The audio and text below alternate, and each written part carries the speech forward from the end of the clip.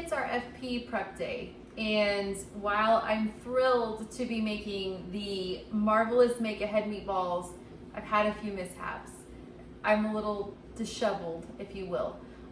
Basically, what happened is my food processor was in the dishwasher, and I thought, oh, I need it, I'll just pull it out and hand wash it. And when I did so, the fountain of the dishwasher burst forth and just covered me with water. I'm covered. But I also have to pick up my kids from school pretty shortly. So we're just gonna roll with it and go with it. And I know these are gonna taste great even if I look like a mess while I'm making them. So today is our third day of the challenge. We're making the Prep Ahead meatballs, the marvelous Make Ahead meatballs on page 208 of Trim Healthy Table. And we're spiralizing zucchini. I did that on my own because I know how boring it would be to watch me spiralize zucchini. Dreamfields is not my friend. Dreamfields spikes my blood sugar. I use it very, very, very sparingly, if at all. For some of you, that's not going to be a problem. If you're my client, you know that I want you to limit it to one serving once a week if it doesn't seem to be impacting you. But if you're someone I'm working with in a stubborn weight loss stall, we typically cut it out or reduce it even further than that.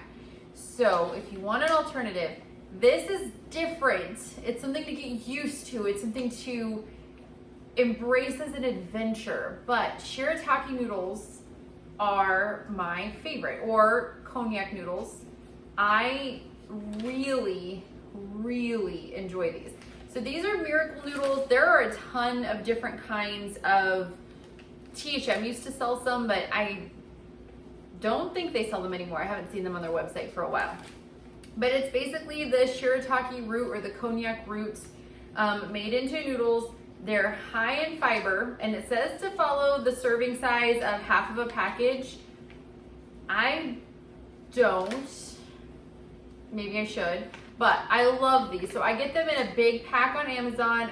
I don't do it a lot, but when it's family Italian or family spaghetti night or something like that, it's great to just make a pot of pasta for the kids and then make this for me. There is a trick to this though. You'll want to open the packet. I'll just show you. So I open the package, and if you want to see which ones I get, you can see them at thewellplannedkitchen.com/Amazon. You can click on Trim Healthy Mama and you'll see the stuff I use for THM there. There's this little inside packet, and you cut off the top.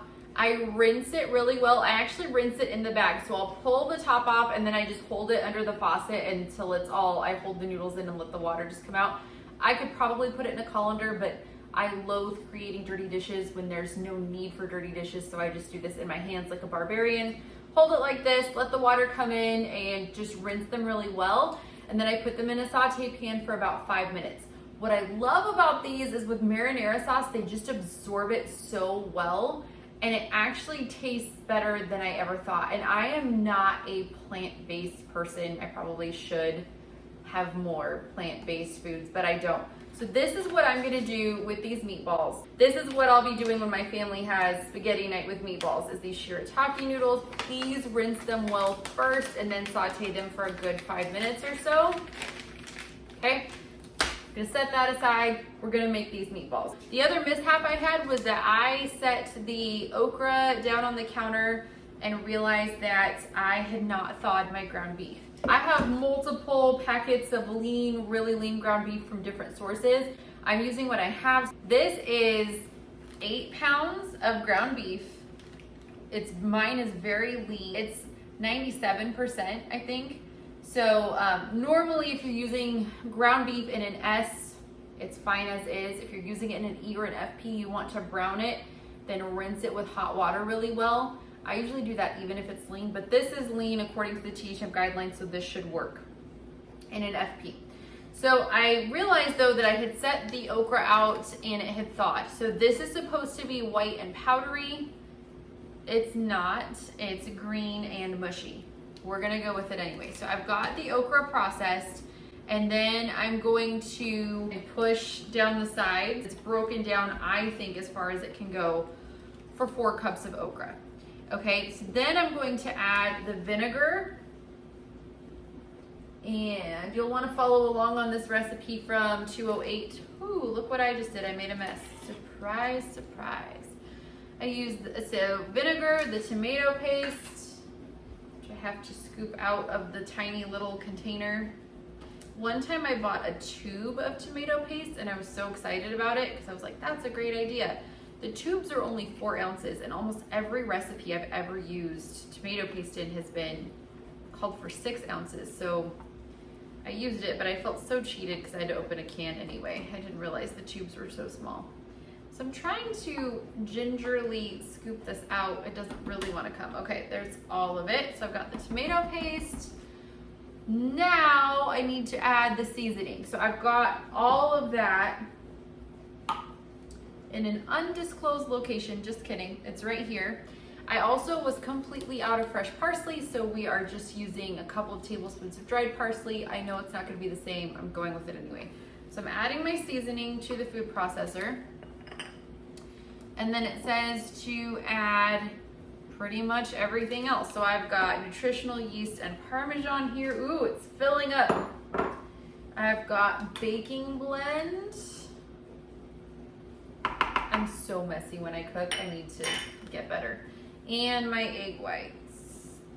Okay, so I'm putting this all in. I'm going to dull the noise for you at home so you don't have to listen in when I blend it. Here we go.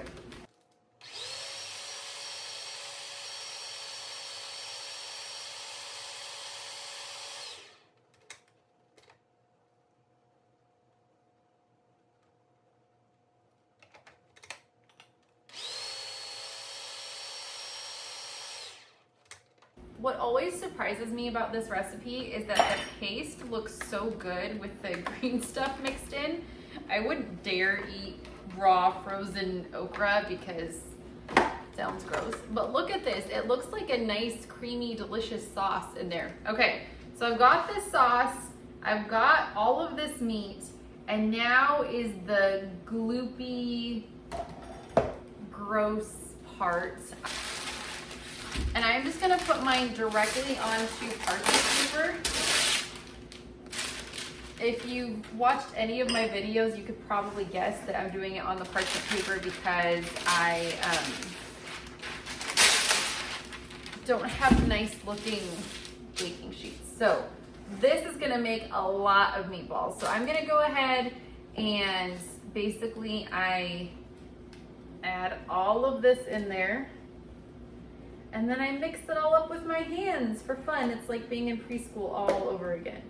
I'm about to lose my blade on the food processor. Set that aside. Get this all out. And now is the fun part. We get to mix meatballs. Okay, my hands are clean. You could wear gloves if you wanted. Here we go. We're mixing up the ground beef with the sauce. This is not too bad. I'm just gonna mix it all really well and then I start rolling my meatballs. I like making smaller meatballs with this one. And the instructions tell you that you should put them in the oven for about 10 minutes to sear them. And then you take them out and finish baking them at a lower temperature. And I've done that before, and I am the queen of shortcuts, so I have tried just putting them into the lower temperature, and they're really right on this one. We want the sear and then the lower temperature. Ooh, this is so gooey. Okay, I've almost got it though, and then we're gonna roll our meatballs. I used to have a cookie scoop, or I guess it was an ice cream scoop that I used for cookie dough that worked so perfectly for meatballs, but it broke and I haven't found that size again. If you have one of those, this will be even easier than rolling because you'll just mix it all up. So this is all incorporated pretty well. And we're gonna start rolling. I just do a small, like that size, and put it on the parchment. I might do it even smaller than that.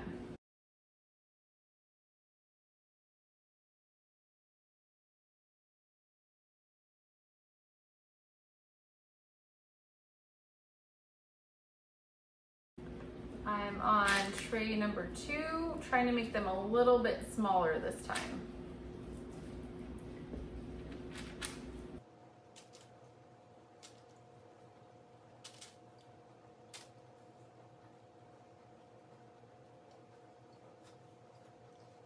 If you haven't had time to prep ahead or even to join in this challenge and prep, I don't want you to feel like THM is not doable. Prep is not necessary to be successful on plan. It's helpful, and there are a few things that I ask you to do in boot camp that take just a couple of minutes each week that set you up for success, so that even if you're running in the door or running out the door with hardly any time, you can have an on-plan meal that's tasty, that's made in 5 to 15 minutes. You are able to do that after a boot camp. That is a possibility for you. Same with lunches. We have those quick and easy lunches that I teach you how to put together with very minimal prep time, but you can still buy things at the store to help you stay on plan, even if you don't have time to prep. And if you are a super busy person, that's what boot camp is for. It's designed to help you stay on plan, even if you feel like you have no time, even if you feel like you have no energy, even if you feel like prep is overwhelming. A little bit of prepping ahead now and then is nice, but I just don't want you to feel like it's necessary for success on THM. It's really not.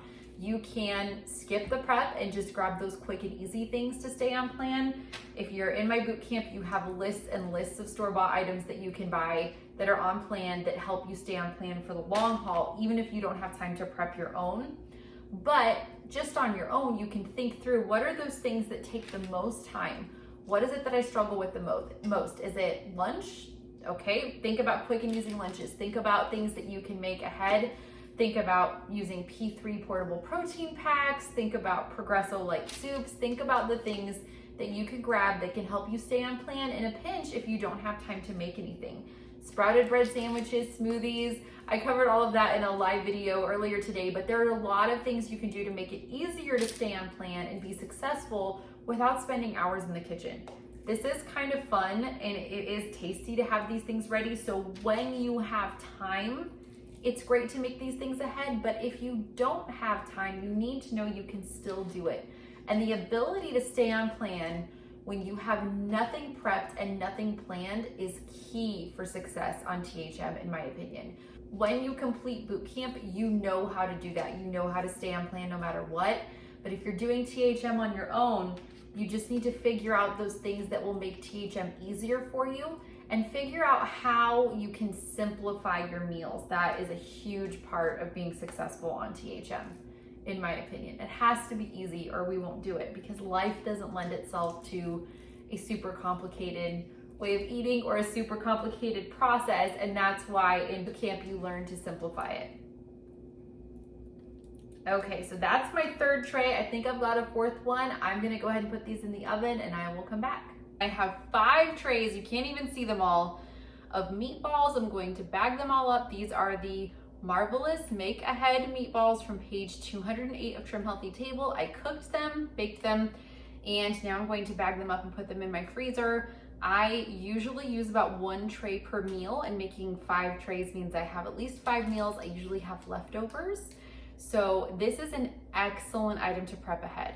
It's not extremely time consuming. There is a lot of hands-on time, maybe 5 to 7 minutes of really mixing everything together. And then there is the hands-on time of rolling the meatballs. But if you like meatballs, this is a great way to go. Plus, I always recommend having some protein sources ready to grab.